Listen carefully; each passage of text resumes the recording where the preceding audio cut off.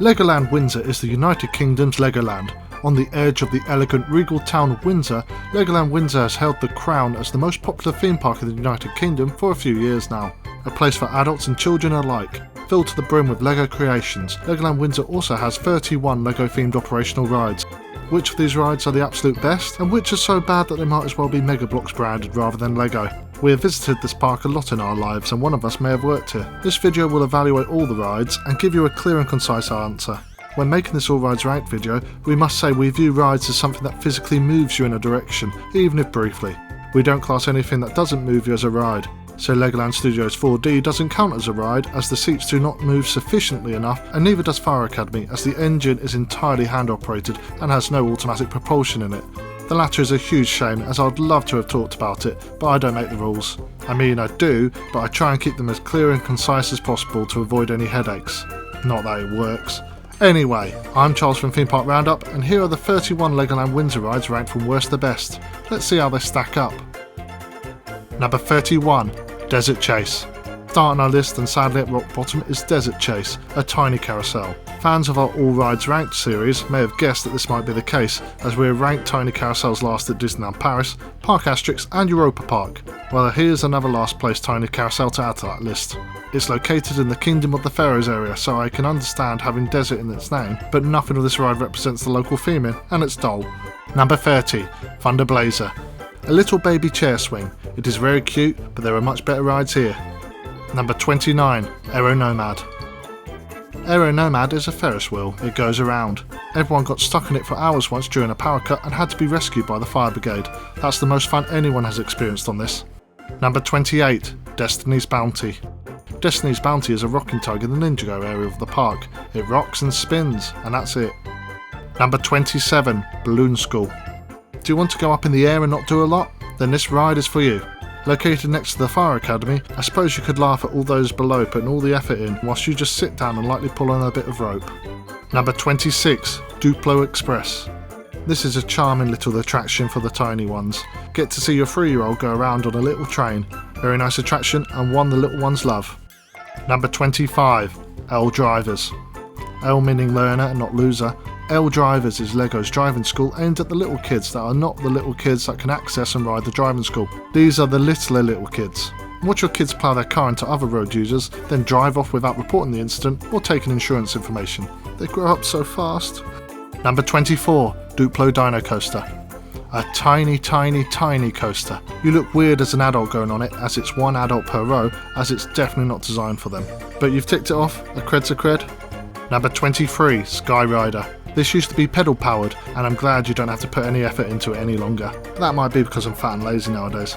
Barely open because it's old and falling to bits. You get to see a tiny bit of Legoland, but it's one of the original areas and feels very original to boot. Number 22. Coast Guard HQ. Such a silly name. Coast Guard HQ used to be called Boating School, which is next to the driving school. Easy name. Did what it said on the tin. You ain't a Coast Guard. You aren't watched by Coast Guards. But meh. It's a nice float around the lake. If you really enjoy this ride, there's a section of this where you can turn the wheel and sail in a circle so you never have to go back to the station. I wonder what the longest anyone has ever stayed on this. Number 21. The Hill Train. It's a Windsor Safari Park classic. The only attraction that was kept from the Safari Park days before the park went bankrupt in the early 90s. Obviously themed like LEGO now, this ride is an integral part of this park as it's definitely needed to get up and down the extremely steep hill. A nice sit down and I hope this stays forever, mainly because I don't want to walk that hill. Number 20. Scarrow Bouncers. Tucked away by the playstations, it's a small frog hopper attraction. It's indoors which wins, it only allows one adult which loses. Not much to say than that. Number 19. Merlins Challenge. This has nothing to do with the operator of the theme park. It's just a nice circle style carousel. This used to be based near Atlantis Adventure, but now it isn't. That has nothing to do with the placement on this list though, but I thought I'd mention it. Number 18. Jolly Rocker. The slowest, most boring pirate ship in the entire world. It looks nice, but due to the way Legoland run it with their rather over-the-top rules, it's a bit pants. Kids the same height can have a far more thrilling ride on other pirate ships at other parks in England. Number 17. Autumn's Riding Adventure. Catchy music is something Legoland is very good at doing, and this ride has quite a bop going. Apart from that, it's a disco coaster with Lego horses. Yes, we class it as a coaster. Shh. In the process of making this video, the name of this ride changed. The ownership of the riding adventure used to be Mia's, but now it belongs to Autumn. What did fictional Mia do that led her to be stripped of the image and naming rights of this ride? We shudder to think. Number 16, Lego City Deep Sea Adventure. This is a unique way of looking at fish, because rather than in a sea life, you're in a submarine. It's a very short attraction, but it's a good sit down and you see real sharks. Lovely. Number 15, Lego City Driving School. What I would do for them to make these for adults. It's an attraction Legoland is famous for, which has resulted in every park pretty much getting them. Don't forget to get your driving licence. Number 14, Legoland Express. Everyone loves a good train ride, don't they? And Legoland Express is no different. But you see Lego animals. It's like harking back to the old Windsor Safari Park days. Apart from the animals are made of Lego, and you're on a train looking like Lego, and you're in Legoland. But you catch my drift. Number 13, Dragon's Apprentice. Too small for the dragon? Or want to see if you can squeeze into the world's smallest ride vehicle for adults? Then the Apprentice is for you. It's rather fun when it rains too, as expect a lot of slipping. Number 12, Fire and Ice Freefall.